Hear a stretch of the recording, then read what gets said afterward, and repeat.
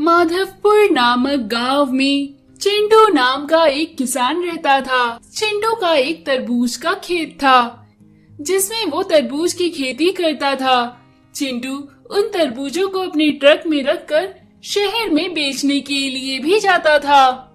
चिंटू ने अपने ट्रक को तरबूज रंग का ही पेंट करवाया था जिससे कि लोग दूर से ही देखकर पहचान जाएं कि ये तरबूज का व्यापारी है। एक बार चिंटू जब अपने खेत को जोत रहा था तभी उसे एक मेटल का बक्सा दिखा। चिंटू हैरान हो गया। अरे ये मेटल का बक्सा मेरे खेत में क्या कर रहा है? ऐसा सोचकर चिंटू ने उस बक्से को खोला। उसने देखा कि उस बक्से के अंदर एक छड़ी रखी हुई है। चिंटू उस छड़ी को देखकर हैरान हो गया। अरे ये एक मामूली सी छड़ी बक्से के अंदर रखकर मेरे खेत के नीचे कौन रखा होगा? खैर किसी पुराने आदमी ने रखी होगी। ऐसा कहकर चिंटू वो बक्सा लेकर घर आ गया। चिंटू का बेटा मनी उस छड़ी को देखकर, अरे वाह पिताजी, ये क्या है? क्या मैं इसके साथ खेल लूं? चिंटू अपने बेटे से बोला, हाँ तुम ही खेल लो, पता नहीं ये क्या है। चिंटू ने वो छड़ी अपने बेटे को खेलने के लिए दे दी और खुद खाना खाने के लिए चला गया। चिंटू का बेटा उस छड़ी के साथ खेलने लगा। खेलते हुए उस छड़ी को उसने जैसे ही अपने पास पड़े रेडियो पर छुआ, वो रेडियो रोबोट में बदल गया। चिंटू का बेटा मनी, अरे ये क्या हुआ? ये छड़ी के छूते ही ये रेडियो रोबोट में बदल गया। क्या ये जादुई छड़ी है? ऐसा कहकर उसने उस छड़ी को पास रखे टीवी पर छुआ। छड़ी के छूते ही वो टीवी भी रोबोट में बदल गया। मनी अब समझ चुका था कि ये छड़ी जादुई है। वो दौड़कर अपने पिताजी के पास गया।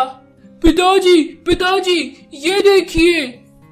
चिंटू बोला, क्या बात है, इतना क्यों चीख रहे हो? मनी बोला, पिताजी ये छड़ी जादुई है। मैं जिसको भी इस छड़ी से छुआता हूँ वो रोबोट में बदल जाता है। चिंटू बोला, अरे जाओ बेटा, क्यों मेरे साथ इस वक्त खेल रहे हो? मनी बोला, पिताजी आपको यकीन ना हो तो ये देखो। पास पड़े फ्रिज में चिंटू ने वो छड़ी छुआई। छड़ी के छूते ही वो फ्रिज भी रोबोट में बदल गया। चिंटू भी अब समझ चुका था कि वो छड़ी मामूली नहीं है, वो एक जादुई छड़ी है।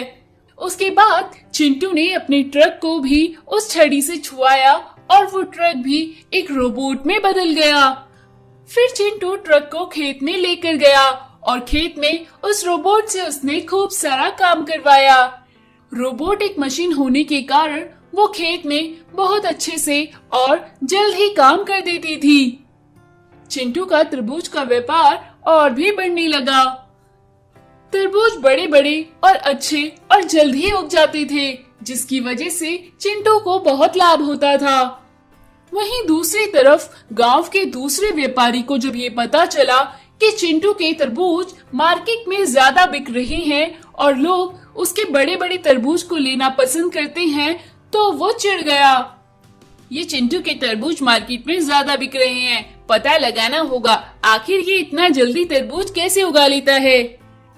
ऐसा कहकर विशाल चिंटू को देखता है। चिंटू की जासूसी करने के बाद विशाल को पता लगता है कि चिंटू के पास एक जादुई छड़ी है जिस छड़ी से वो ट्रक को रोबोट में बदल देता है। विशाल उस छड़ी को चुराने की योजना बनाता है। एक दिन विशाल अपने साथियों के साथ मिलकर उस छड़ी को चुरा लाता है और फिर घर आकर अपने बहुत सारे ट्रैक्टरों को रोबोट में बदल देता है। चिंटू के तरबूज ट्रैक्टर रोबोट को बहुत गुस्सा आता है। तरबूज ट्रैक्टर चिंटू से बोलता है, मैं उस चोर को जानता हूँ जिसने वो छड़ी को चुराया है। मैं जाकर उस छड़ी को अभी लेकर आता हूँ। ऐसा कहकर तरबूज ट्रैक्टर रोबोट उस विशाल के घर जाता है और वहाँ जाकर विशाल के साथ वो लड़ता है। तभी विशाल अपने ट्रैक्टर रोबोट को तरबूज ट्रैक्टर रोबोट से लड़वाता है। बहुत देर तक उन दोनों के बीच बहुत सी लड़ाई होती है।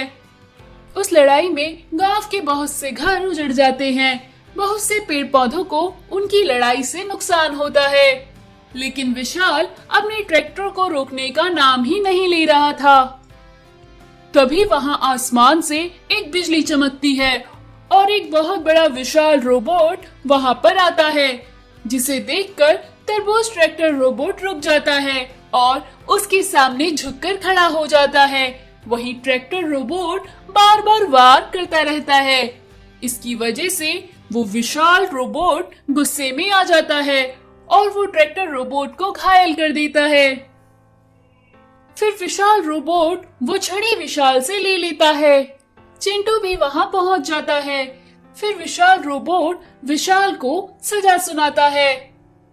तुम्हारी वजह से ये रोबोट आपस में लड़ाई करे, इसलिए तुम्हें इसकी सजा जरूर मिलेगी और ये छड़ी अब तुम में से किसी के पास भी नहीं रहेगी। ये छड़ी बहुत साल पहले मैंने ही एक खेत के नीचे दबा दी थी, जिससे कि कोई इसका गलत इस्तेमाल ना कर सके। लेकिन ये छड़ी चिंटू को मिल गई, जिसकी वजह से इतना सारा नुकसान इस धरती पर हुआ। अब ये छड़ी को मैं अपने साथ ही वापस लेकर चला जाऊंगा।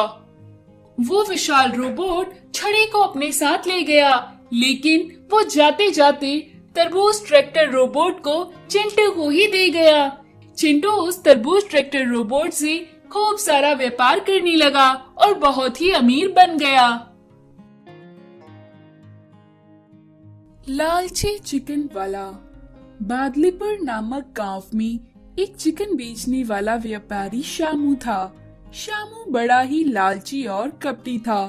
वो दूसरे गांव के धनिया नाम के मुर्गी पोल्ट्री फार्म से बीमार और मरी हुई मुर्गियां सस्ते दामों में खरीदता और फिर उन्हें महंगे दामों में अपनी चिकन शॉप पर बेचता था। गांव में और कोई दूसरी चिकन की दुकान न थी, इसलिए महंगा होने के बावजूद और घटिया होने के बावजूद भी लोग उसी से चिकन खरीदते। इसी कारण शामू ज्यादा फायदा उठाता था। एक दिन धनिया शामू से बोला, अरे शामू, तुम बीमार और मरी हुई मुर्गियां गांव वालों को बेचते हो। इससे गांव वाले बीमार होंगे तो जांच होगी और हम पकड़े जाएंगे। अब से तुम मरी और बीमार मुर्गियां मुझसे मत खरीदना। धनिया की बात सुन शामू बोला, अरे दादा, अब तक कुछ हुआ है क्या जो आगे होगा? आगे भी कुछ नहीं होगा। हमें तो पैसे कमाने से मतलब है। आपको भी फायदा, मुझे भी फायदा। फिर दोनों ठाका लगाकर हंसते हैं। इस तरह गांव वालों को बीमार और मरी हुई मुर्गियां बेचना चालू रखते हैं।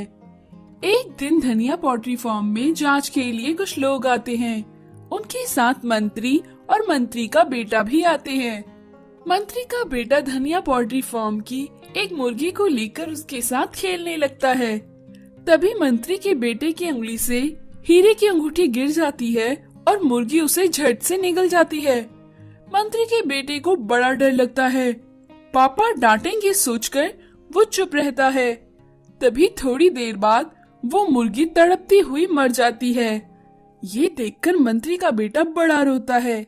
धनिया कहता है, कोई बात नहीं बेटा, मुर्गी बाहर थी, कुछ खा लिया होगा उसने, इसलिए वो मर गई। इसमें तुम्हारा कोई दोष नहीं। पर मंत्री के बेटे को पता होता है कि उसने क्या खाया है, इसलिए उसे बड़ा दुख होता है। थोड़ी देर में मंत्री और उसका बेटा वहां से चले जाते हैं। कुछ दिन बाद मंत्री के घर में चिकन बनता है। तभी मंत्री के बेटे के मुंह में कुछ आता है। वो निकालता है तो उसके हीरे की अंगूठी होती है। मंत्री ये देखकर कहता है, क्यों रे, ये अंगूठी तेरी उंगली की जगह तेरे पेट से आ रही है? क्या बात है, बोल, जल्दी बता, ऐसा कैसे? मंत्री का बेटा रोते हुए और डरते हुए पोल्ट्री फार्म की सारी घटना बताता है। मंत्री पोल्ट्री फार्म जाता है और कहता है, क्यों रे धनिया, एक हफ्ता पहले मरी हुई ये मुर्गी तूने अब हमें बेची है। किसको बेचता है ये मरी हुई और बीमार मुर्गियां? जल्दी बता। धनिया कुछ समझ नहीं आता कि मंत्री को कैसे पता चला। वो कहता है, साहब, आपके गांव के शामू को बेचता हूँ। मंत्री अपने नौकरों से पूछता है, आज चिकन कहाँ से लाए? नौकर बताते हैं श्यामू की वहां से। मंत्री पुलिस के साथ जाकर श्यामू और धनिया को हवालात में डाल देता है।